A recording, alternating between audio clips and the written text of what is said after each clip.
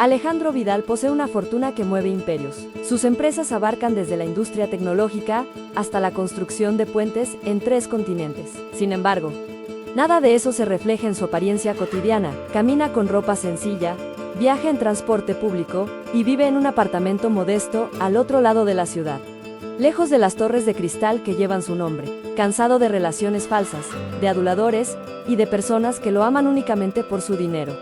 Alejandro decide iniciar el experimento más arriesgado de su vida, fingir ser un hombre común y corriente para descubrir quiénes son verdaderamente leales. A lo largo de 10 capítulos, el lector será testigo de traiciones que duelen, amistades que sorprenden y un amor que nace en el lugar más inesperado. Capítulo primero 1. La ciudad que nunca duerme. La ciudad de Balcará nunca dormía del todo. Incluso a las 3 de la mañana, cuando los últimos trasnochadores arrastraban sus pasos por las aceras mojadas, las luces de las oficinas más altas permanecían encendidas, como si los edificios respiraran luz en lugar de aire. Era una ciudad construida sobre ambición y concreto, donde cada esquina tenía su precio y cada apretón de manos escondía un contrato. En el piso 42 de la Torre Vidal, el rascacielos de cristal azul que dominaba el horizonte sur de Balcará, un hombre de 41 años contemplaba la ciudad desde detrás de un ventanal, que costaba más que el salario anual de 20 familias. Su nombre era Alejandro Vidal Montero,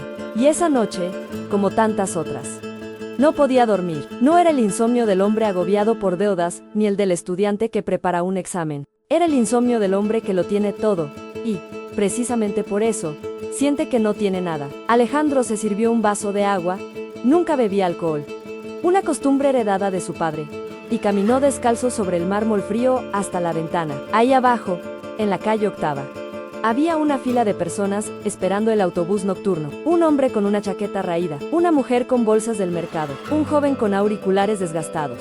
Alejandro los observó durante largo tiempo, y sintió una punzada extraña en el pecho, envidia, no de su pobreza, sino de su sencillez. Ninguno de ellos tenía que preguntarse si la persona a su lado estaba ahí por ellos o por su dinero. 2. El origen de una fortuna. La historia de la familia Vidal era la clase de historia que aparecía en los libros de texto de administración de empresas.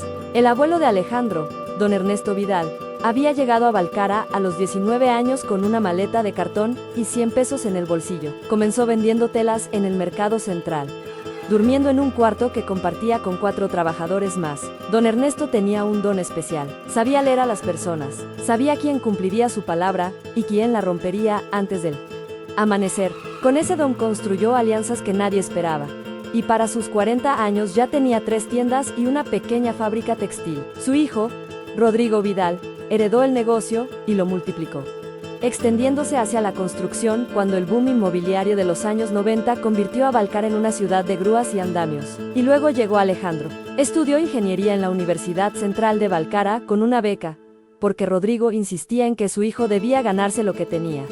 Y más tarde completó un máster en administración de empresas en Europa. Regresó a los 28 años con la cabeza llena de ideas y, para sorpresa de todos, no entró a la empresa familiar de inmediato. Primero fundó su propia startup tecnológica, una plataforma de logística inteligente llamada Vidalink. Vidalink fue un éxito que nadie previó. En 3 años, ya operaba en 12 países. A los 33, Alejandro vendió el 40% de las acciones por una cifra que convirtió su nombre en noticia internacional. Y a los 35, cuando su padre murió de un infarto fulminante mientras supervisaba una obra, Alejandro heredó el Grupo Vidal, un conglomerado de empresas valorado en más de 2.000 millones de euros. 3. El precio de ser rico. Nadie le había enseñado a Alejandro lo que significaba ser tan rico. Su padre era un hombre moderado, que llegaba a la oficina en un coche de gama media y saludaba a los guardias de seguridad por su nombre. Rodrigo Vidal desconfiaba de los lujos excesivos con la misma intensidad con que desconfiaba de los aduladores. Pero cuando el nombre Vidal apareció en las revistas de negocios con cifras de 9 dígitos, todo cambió. De repente, Alejandro tenía amigos que no recordaba haber conocido. Primos que apenas lo habían saludado en los funerales familiares aparecían con proyectos e ideas. Compañeros de la universidad que jamás le habían invitado a un café ahora lo llamaban hermano y le organizaban cenas. Las relaciones sentimentales tampoco escaparon a ese fenómeno. Había tenido 3 relaciones serias después de heredar el grupo empresarial. La primera terminó cuando descubrió que su pareja le pedía dinero en secreto a su asistente personal. La segunda cuando la mujer con quien creía estar enamorado le confesó que había investigado su patrimonio antes de su primera cita. La tercera fue más dolorosa, una relación de casi 2 años que se rompió la noche en que ella dijo, casi sin darse cuenta, que sin su dinero él no sería nadie interesante. Esa frase lo había perseguido desde entonces. La escuchaba en el silencio de las noches largas, en las reuniones vacías, en los brindis con personas cuyos ojos brillaban de codicia y no de afecto. ¿Quién era Alejandro Vidal sin su dinero?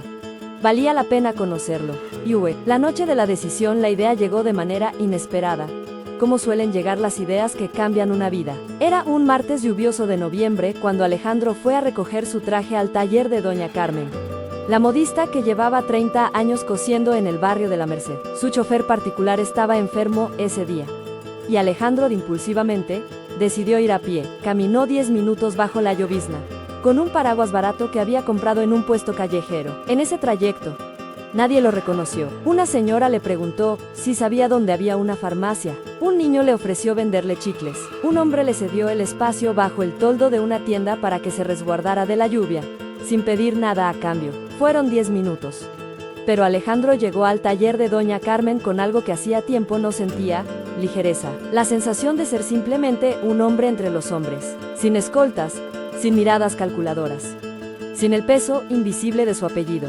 Esa noche, de regreso en su apartamento de la Torre Vidal, Alejandro se sentó frente al escritorio de su padre, la única reliquia que había conservado intacta, y comenzó a escribir en un cuaderno de cuero que guardaba en el cajón central. En la primera página anotó una sola frase, con su letra apretada y deliberada. Quiero saber quién está conmigo cuando no soy nadie. Leyó lo que había escrito varias veces. Luego comenzó a planear. Necesitaría un apartamento en otro barrio, lejos de las zonas donde era reconocido. Ropa sencilla, un nombre diferente o al menos, un apellido diferente, una historia creíble, y sobre todo, necesitaría disciplina para no delatarse. Llamó a la única persona del mundo en quien confiaba ciegamente, su abogado y amigo de la infancia, Marco Ferrán. Le explicó el plan con pocas palabras. Hubo un silencio largo al otro lado de la línea. Alejandro, eso es una locura, dijo Marco finalmente. ¿Y si alguien te reconoce? ¿Y si algo sale mal? Si algo sale mal, respondió Alejandro, al menos habré vivido algo real. Vi los preparativos durante las siguientes 3 semanas. Marco se ocupó de los detalles logísticos con la misma precisión con que redactaba contratos millonarios. Alquiló un apartamento en el barrio de Santadeo, una zona de clase media-baja, con fachadas desconchadas y ropa tendida en los balcones, a nombre de una sociedad instrumental que no podía rastrearse hasta Alejandro. El apartamento era pequeño, un salón con cocina integrada, un dormitorio con ventana a un patio interior y un baño con azulejos amarillentos. La primera vez que Alejandro lo visitó, se quedó parado en el umbral durante 1 minuto completo, procesando el contraste con los 700 metros cuadrados que ocupaba en la Torre Vidal. Perfecto, dijo en voz alta. Y no lo dijo con ironía. Marco también le consiguió documentos de identidad a nombre de Alejandro Mora, su apellido materno, el que nunca usaba públicamente, y le preparó una historia de fondo, trabajador autónomo en diseño gráfico freelance, de familia modesta de la ciudad de Breva, sin parientes cercanos en Balcara. Una vida perfectamente ordinaria, trazada con la misma meticulosidad de una estrategia empresarial. Alejandro fue al mercado de ropa de segunda mano del barrio de La Loma y gastó menos de 80 euros en una semana de vestimenta. Vaqueros, sin marca, camisetas de algodón, una chaqueta de lana azul marino con el codo levemente gastado. Se miró en el espejo del probador y no reconoció del todo al hombre que lo miraba de vuelta. Era una sensación extraña, liberadora y aterradora al mismo tiempo. Vi la última noche como Alejandro Vidal, la víspera de su nueva vida. Alejandro organizó una pequeña reunión en su apartamento de la Torre Vidal. Invitó a 7 personas, sus 3 socios principales en el grupo Vidal, 2 amigos del mundo empresarial y 2 personas que consideraba amigas de verdad, al menos eso creía. La reunión fue agradable en la superficie, buena comida, buen vino, aunque Alejandro solo bebió agua mineral. Conversaciones animadas sobre el mercado y las próximas inversiones. Pero Alejandro observó a cada uno con ojo clínico, como si los estuviera viendo por primera vez. Rodrigo Peña, su socio más antiguo, pasó 40 minutos hablando de un proyecto inmobiliario que necesitaba capital urgentemente. Sandra Llorente, su directora de comunicación, aprovechó un momento privado en la cocina para pedirle un anticipo de su bono. Y Jorge, el hombre al que Alejandro llamaba su mejor amigo desde la universidad, pasó la noche mirando su teléfono y apenas preguntó cómo estaba. Solo 2 personas de las 7 le preguntaron, con genuina atención, cómo se encontraba. Una fue Carmen, la asistente personal que llevaba 12 años con él. La otra fue Isabel, la chef que había contratado para la cena y que, al recoger los platos, le dijo simplemente, parece que lleva mucho tiempo cargando algo muy pesado, señor Vidal. Espero que pronto encuentre alivio. Alejandro recordó esas palabras durante mucho tiempo, las de la chef, no las de sus amigos. 7. El primer día como Alejandro Mora, el lunes amaneció con un cielo encapotado y el olor a café quemado que subía desde la panadería de la planta baja del edificio de San Tadeo. Alejandro despertó en un colchón firme, más firme que el suyo, lo cual no era necesariamente malo, y escuchó los sonidos del barrio filtrarse por la ventana entreabierta, el motor de un autobús. Voces de mujeres en el patio interior. Un niño llamando a su madre. Se preparó un café en una cafetera italiana de aluminio que encontró en el armario de la cocina y se sentó a la mesa pequeña frente a la ventana, por primera vez en años. Nadie lo esperaba. No había agenda, ni reuniones, ni correos urgentes. Había dejado todos sus dispositivos en la Torre Vidal y tenía un teléfono de prepago con un número nuevo. Existía únicamente el café, el ruido del barrio y él. Fue en ese silencio sin exigencias donde Alejandro Vidal comenzó, poco a poco, a convertirse en Alejandro Mora. Salió a las 9 de la mañana con la chaqueta azul marino y caminó por la calle Barlovento hasta la plaza de San Tadeo, donde los martes y jueves había mercado de productores. Compró fruta, pan de centeno y un queso blando envuelto en papel de estraza. Pagó en efectivo. El hombre del puesto de fruta lo llamó joven. Hacía años que nadie lo llamaba joven, y le dio un racimo de uvas de propina. Alejandro caminó de vuelta al apartamento con la bolsa de tela en la mano y una sensación que tardó varios minutos en identificar. Cuando lo hizo, se detuvo en mitad de la acera y soltó una pequeña risa involuntaria que sorprendió a una paloma en el bordillo. Lo que sentía era felicidad, simple, sin adornos, completamente inesperada. 8. Los primeros vecinos. El edificio de San Tadeo tenía 4 plantas y 8 apartamentos. Ese mismo lunes por la tarde, mientras Alejandro intentaba arreglar un grifo que goteaba, algo que en su vida anterior hubiera encargado a un técnico en menos de 10 minutos. Escuchó pasos en el pasillo y luego un golpe suave en su puerta. Era una mujer de unos 65 años, con delantal de flores y una fuente cubierta con papel de aluminio en las manos. Soy Rosario, del segundo B, dijo ella, con la naturalidad de quien no necesita más presentación. Vi que se mudó hace unos días y pensé que, igual, no tenía con qué cocinar todavía. Le traje estofado de lentejas. Espero que no le dé alergia a nada. Alejandro recibió la fuente, sin saber exactamente qué hacer con ella. Hacía años que nadie le ofrecía comida sin una leyenda oculta. Muchas gracias, dijo finalmente. Soy Alejandro Mora. Bienvenido al edificio. Alejandro Mora, respondió Rosario, con una sonrisa que le recordó a su abuela. Si necesita algo, ya sabe dónde estoy. Cenó las lentejas solo, en la mesa pequeña frente a la ventana. Eran las mejores lentejas que había comido en toda su vida.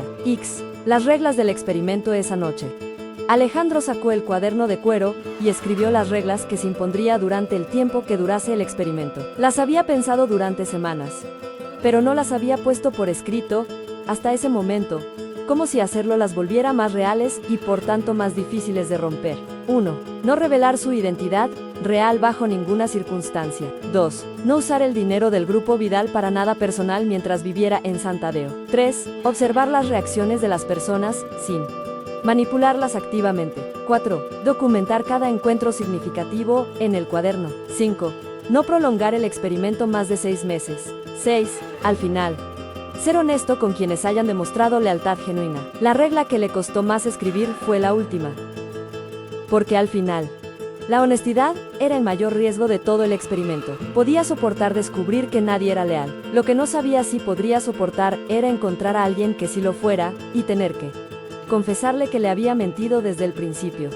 El primer indicio, el martes de la segunda semana, Alejandro encontró trabajo. No lo buscó con urgencia.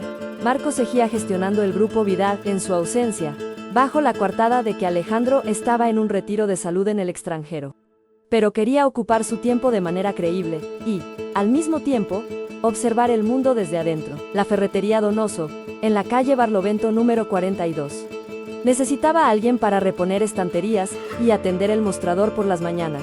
El dueño, un hombre corpulento y ceñudo llamado Donoso Padre, lo contrató después de una entrevista de 3 minutos. ¿Sabes distinguir un tornillo métrico de uno de pulgada?, preguntó Donoso. Aprendo rápido, respondió Alejandro. Eso espero. El sueldo es el mínimo más las propinas, si alguien deja algún problema. Ninguno, dijo Alejandro. Y firmó el contrato más modesto de toda su vida, con la misma caligrafía con que había firmado acuerdos de cientos de millones.